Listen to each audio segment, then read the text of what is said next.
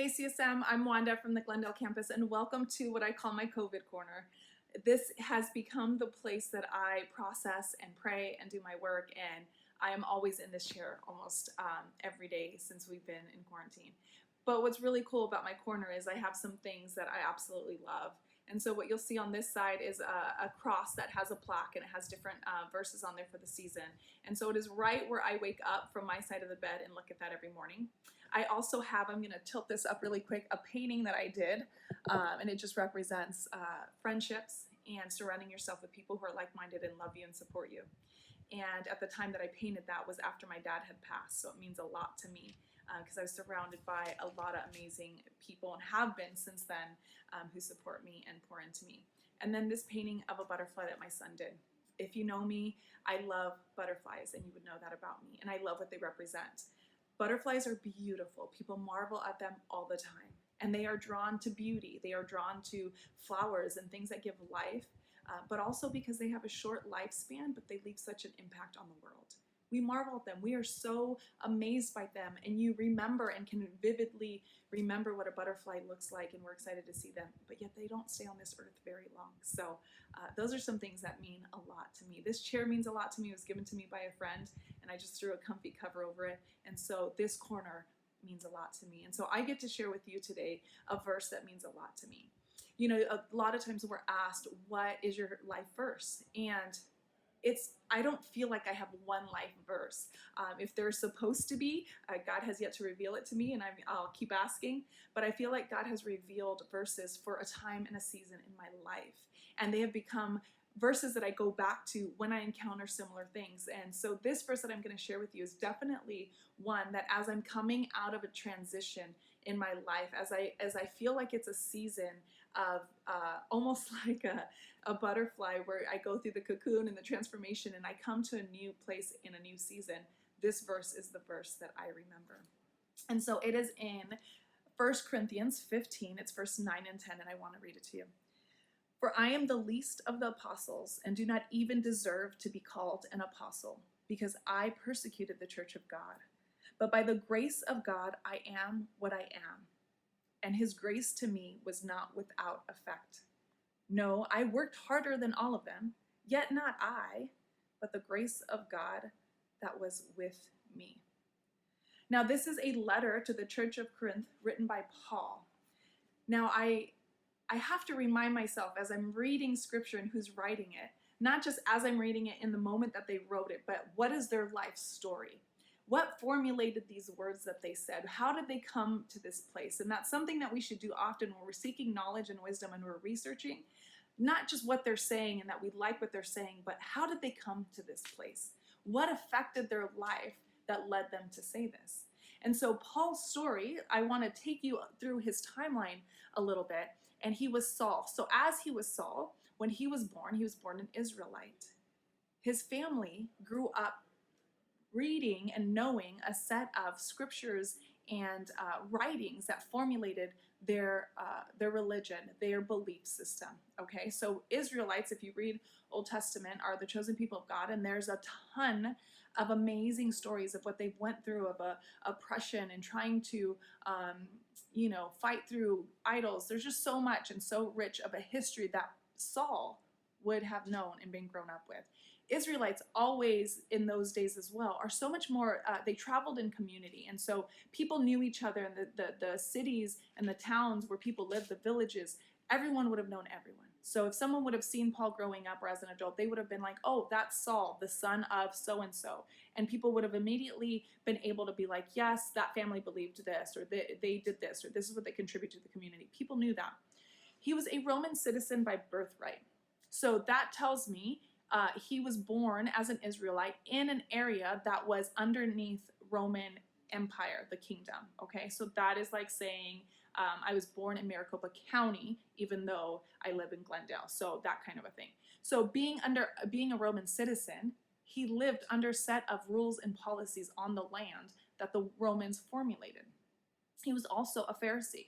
So that tells me he studied the scriptures. He studied what we now call the Old Testament. He was well-versed, and it's like saying he went to Bible college for the Old Testament and became a Pharisee. So he's a very religious person.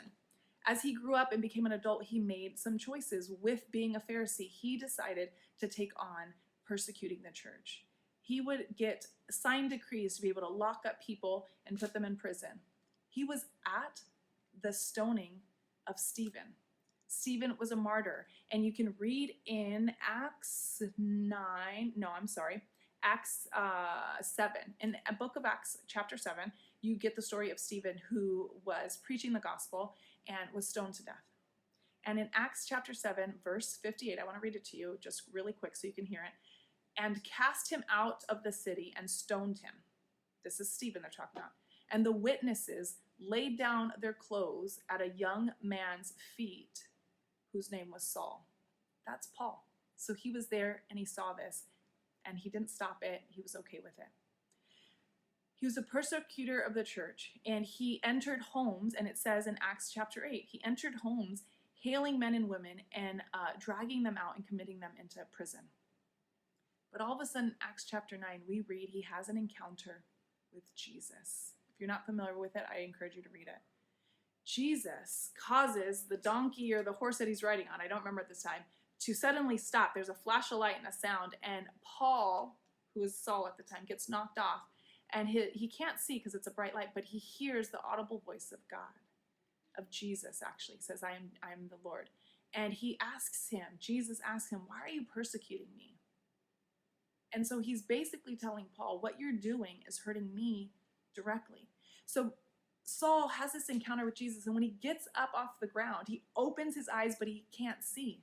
And the people that are in his entourage see kind of all this happening, but they don't hear the voice. And Paul is blind. And God causes them to be blind for a few days as he tells him to go into a town and stay with some people before he moves on to his next mission of what now becomes the spreading of the gospel and taking the gospel to other parts of the world. And in those 3 days, I think, how would it feel to all of a sudden not be able to see? So you have nothing to go off of, and you have to trust what God is telling you, number one. Not look at the people who knew you as a certain way and try to explain this to them or change your mind because you see eyes of people who know you looking at you, expecting you to continue in your ways, expecting you to continue to be this person. And in those 3 days, while he's at a home waiting for the next move that God reveals to him, he can't see anything. So he couldn't judge anyone. And the only vision or visuals that he would have are his own memories. And so when I think of it, I sit here and think he had to have wrestled with the memories brought to his mind with God of the terrible things that he had done to people and excusing it as godly and righteous, and it was the right thing to do. And he had to wrestle and come to a place, just him and God, with all of his past, and surrender it and allow God to redeem it and tell him, I'm going to do something new. I want to take you through a little bit of my timeline. And why I share a little bit of my timeline is because there is a stereotype, an expectation, a stereotype or expectation that can come with some of these things that I was born into that shaped not only my belief, but also my fear of what people would think of me and feeling held back or pushed back. I was born into a single parent home. My mother, I was the youngest of 5. I was not planned. And my mom had 3 failed marriages. My mom was working 2 jobs or multiple jobs and could not take care of me. We were in a poor side of town in Long Beach, California. She was probably the only one out of 11 siblings that had not made her marriage work, didn't stick it out, had 5 children, and was struggling. She was the only one. This was in the 80s. In the 80s, coming to the U.S. as a Puerto Rican was very difficult. And so then at the age of 3, she allowed me to go live with my aunt because she admitted she could not take care of me. I then moved from a low income area of California into a home with my mom, who became my mom, my aunt, who's also Puerto Rican, who married a white American from Ohio. So I share that with you because there's lots of different ethnicities, cultures, and opinions that I heard in my home, being that I had 2 very diverse cultures coming into that home.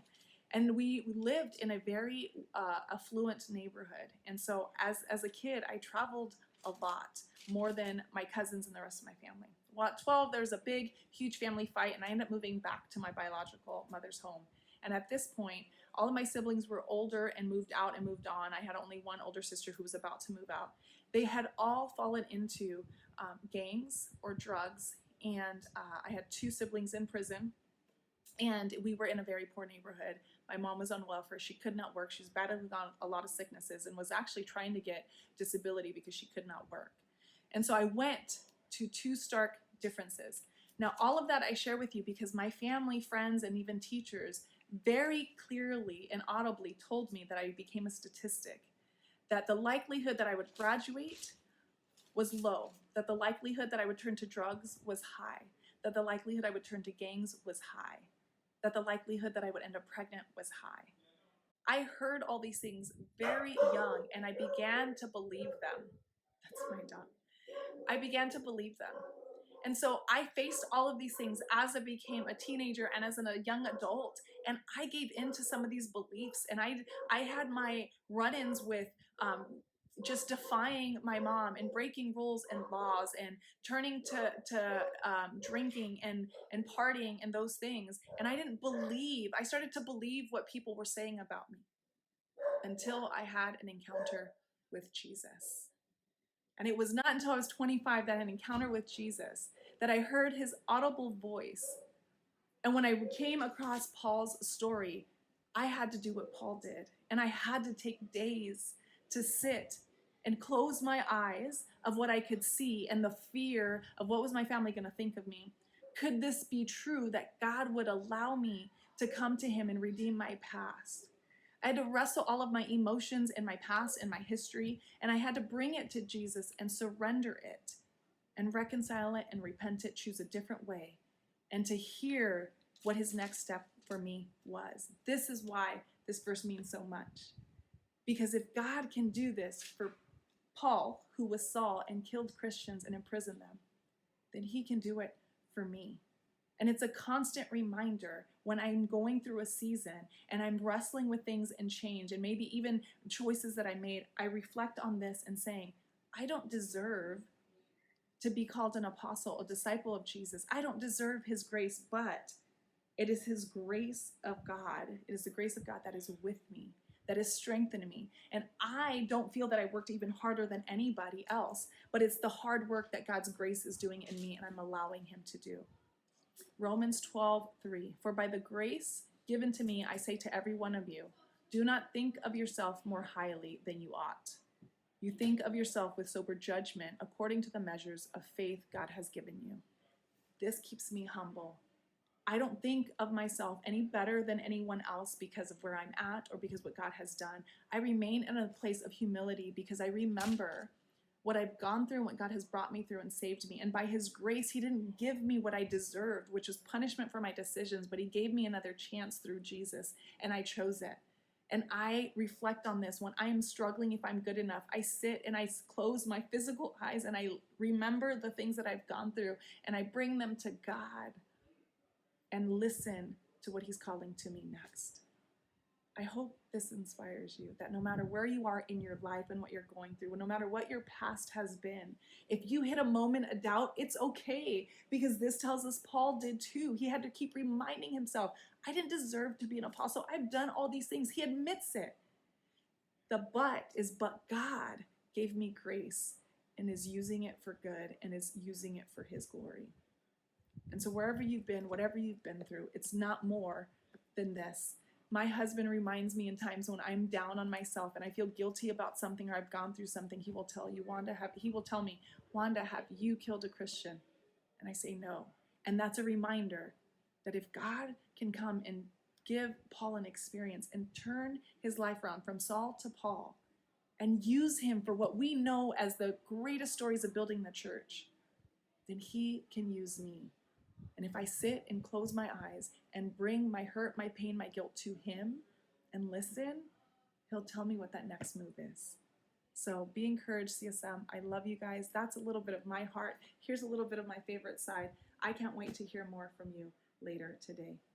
Talk to you soon.